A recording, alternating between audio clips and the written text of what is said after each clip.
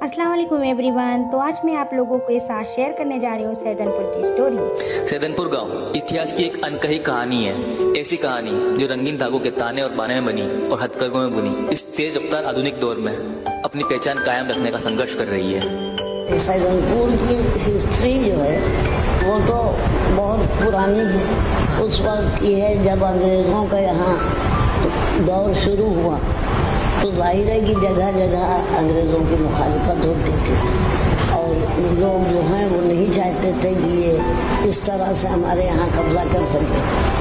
तो उस वक्त सैदनपुर में मौलवियों का ख़ानदान एक था जो बहुत ही जाना माना ख़ानदान था और पूरे सैदनपुर के ऊपर उन्हीं लोगों की हुकूमत थी।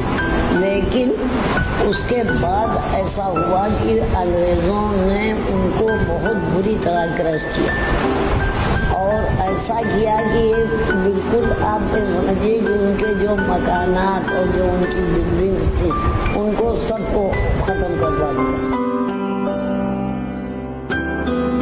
सैदनपुर गांव को इस तरह बसाया गया था कि यहाँ पर चुराहे, नाई, धोबी, लुहार, सुथार, किसान, कुम्हार आदि हुनरमंद और मेहनत कश लोग बसते थे। यहाँ गरीबी थी पर बेरोजगारी नहीं।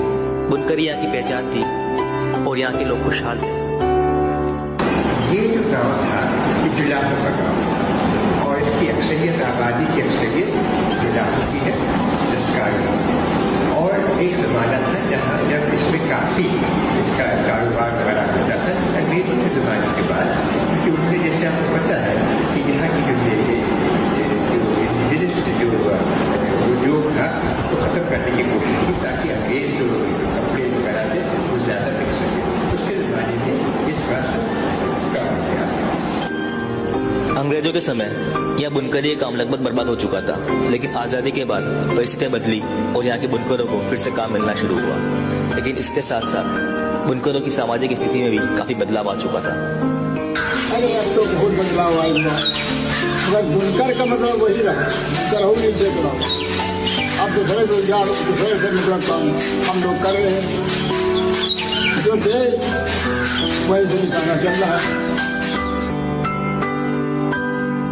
एक वक्त था जब यह मलमल का कपड़ा बुना जाता था और उस पर जरदोजी का खूबसूरत काम हुआ करता था। तब बुनकर खुद उसे बाराबंकी और लखनऊ की मंडियों में बेचा करता था, पर अब वो बिचौलियों पर निर्भर हो चुका है और वो मालिक से मजदूर बन चुका है।